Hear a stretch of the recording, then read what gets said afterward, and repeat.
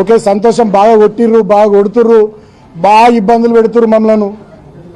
సరే, I love you Vivek, I love you Vivek. చాలా ఇబ్బంది పెడుతున్నావు, సంతోషం, ఓకే, నో ప్రాబ్లం.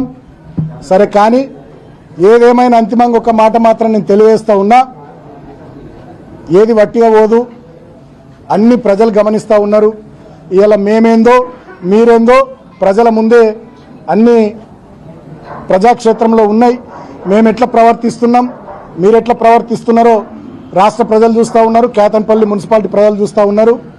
అంతిమంగా ప్రజాస్వామ్యంలో ప్రజలు గొప్పోళ్ళు. ప్రజలు ఇక్కడ తీర్పు ఇచ్చిర్రు ఆల్రెడీ ఎన్నికకు సంబంధించి.